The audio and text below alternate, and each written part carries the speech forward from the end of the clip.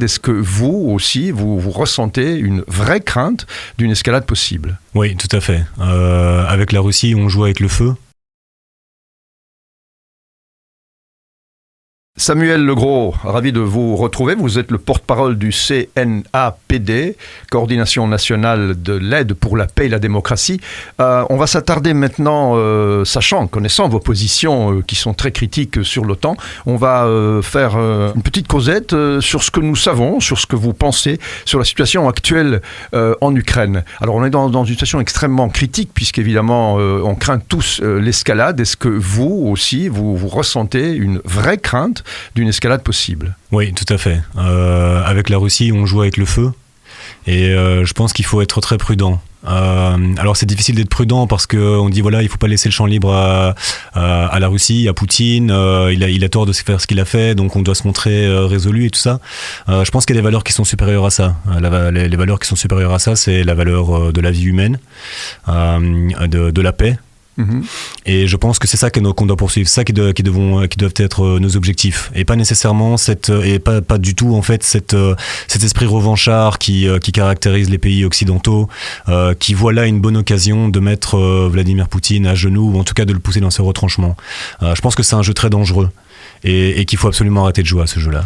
Alors, le jeu de pousser Poutine dans ses retranchemps, malheureusement, il a déjà commencé il y a quelques mois. Et clairement, on voit sur le terrain que la guerre est en train d'être perdue dans certaines régions que Poutine visait. Est-ce que vous pensez, Samuel Legros, que la diplomatie n'est pas suffisamment mise en avant ? Est-ce qu'on ne pousse pas suffisamment les moyens pour faire la paix ? Et est-ce que, justement, à contrario, on met beaucoup d'argent pour faire la guerre ? Elle est non seulement pas mise en avant, mais elle est surtout torpillée par les pays essentiellement occidentaux. Donc Vladimir Poutine, je pense, s'est montré plusieurs fois disponible à la discussion, avec des intentions propres ou sales, ça je n'en sais rien. Mais en tout cas, il s'est montré disposé. Vous ne pensez pas qu'il s'est montré disposé à la discussion parce qu'il est en train de perdre des plumes Non, dès le départ, la guerre en Ukraine, bon après je ne sais pas, je ne suis pas dans sa tête, je ne sais pas combien de temps il pensait que sa guerre allait durer. J'imagine qu'il pensait un peu à une blitzkrieg comme ça, une guerre un peu éclair où il allait mettre tout le monde d'accord. Et voilà, manifestement ça s'est pas passé comme ça. Donc je pense que très rapidement il s'est montré disposé à discuter. L'Ukraine aussi au début s'est montré d'accord pour la discussion. Et en fait, s'il n'y a pas eu de discussion dès le départ, c'est parce que les parrains extérieurs ont empêché ces discussions-là. Et donc, pour des objectifs X ou Y que je ne connais pas nécessairement, mais en tout cas, c'est un fait que tout a été fait pour éviter ces discussions-là. Mmh. Si vous regardez la déclaration de Ursula von der Leyen, par exemple, la présidente de la Commission européenne, elle a dit les discussions diplomatiques sont totalement exclues.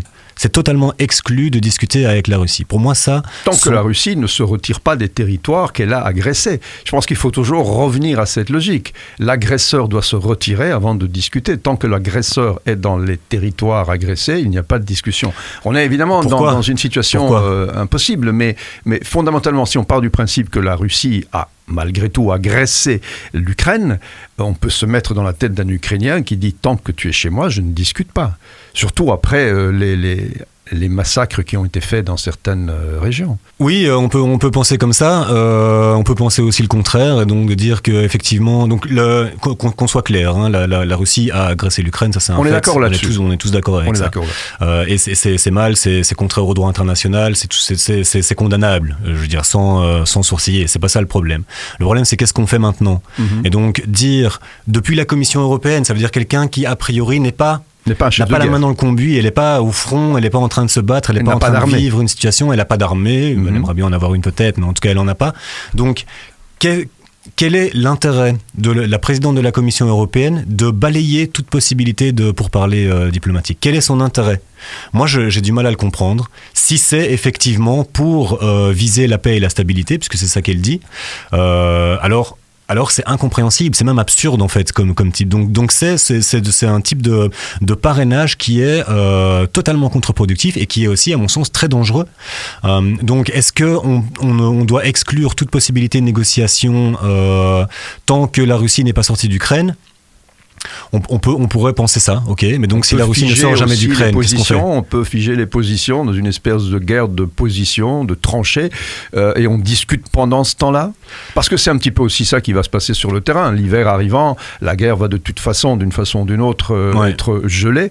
Est-ce que ça ne laisserait pas le temps, justement, de discuter dans l'hiver qui vient pour arriver au printemps avec une négociation, une diplomatie qui serait à l'œuvre ? Oui. En tout cas, il faut discuter le plus vite possible et sans précondition. Ça, c'est vraiment, pour le mouvement de la paix, c'est une évidence. Et selon vous, pour le CNAPD, ce n'est pas le but recherché ni par l'OTAN, ni par l'Occident ? Non. Je lis les déclarations des autorités occidentales comme vous, et je constate qu'il n'y a aucun des pays occidentaux. Donc j'ai parlé de Ursula von der Leyen, la présidente de la Commission européenne. On peut parler de notre ministre de la Défense ici, Madame de Donder en Belgique, qui exclut aussi toute négociation directe avec la Russie. On peut multiplier les exemples à l'infini, à part peut-être Emmanuel Macron qui essaye tant bien que mal de garder la porte ouverte avec la Russie. Franchement, ça me fait mal de dire ça, mais je trouve que c'est quand même une bonne chose. Ça me fait mal de dire ça vis-à-vis d'Emmanuel Macron, avec lequel j'aurais pour lequel j'aurais plusieurs choses à dire. Mais en tout cas, là-dessus, je pense que c'est la seule chose à faire. C'est donc envoyer des armes, soutien militaire, tout ça, c'est une question que vous m'avez pas posée. On pourrait, mais c'est pas ça la question. Pour moi, si on fait ça, je trouverais ça négatif. Mais en tout cas, ça doit s'accompagner d'initiatives, d'une vraie diplomatie active qui cherche réellement les points de convergence et qui chercherait d'abord à faire taire les armes et ensuite à trouver des points sur lesquels on pourrait discuter. Et de toute façon, si on ne demande pas à la Russie de partir, elle ne partira pas. Enfin, c'est manifeste. Donc, qu'est-ce qu'on fait à partir du moment où on fait ce constat-là ? Soit on va dans l'escalade, et l'escalade avec la Russie, elle peut être extrêmement dangereuse, voire apocalyptique. On ne peut pas faire confiance à la Russie. Parce que fondamentalement, s'il y a bien un pays sur cette planète qui peut malheureusement aujourd'hui agiter la menace nucléaire et même peut-être la mettre en œuvre, c'est probablement la Russie. Pour la raison bien simple, c'est qu'en effet, quand on accule quelqu'un et qu'il n'a plus d'autre possibilité que d'être violent, la violence peut en effet exploser à la face de tout le monde. Oui, tout à fait. Mais encore une fois, c'est effectivement une possibilité que la guerre nucléaire vienne de la Russie, mais c'est aussi une possibilité qu'elle vienne de n'importe quelle puissance nucléaire. Les pays membres de l'OTAN organisent la dissuasion nucléaire. L'arme nucléaire est, je cite, la garantie suprême de l'OTAN. Il y a des armes nucléaires qui sont entreposées, des armes nucléaires états-uniennes qui sont entreposées en Belgique, en toute illégalité. Les États-Unis sont le seul pays du monde à entreposer des armes nucléaires en dehors de son territoire, ce que ne fait pas la Russie. Donc je ne dis pas que la Russie est plus éthique et plus valeureuse, tout ce qu'on fait, mais la Russie joue au même jeu que le jeu qui sont joués par les puissances de l'OTAN.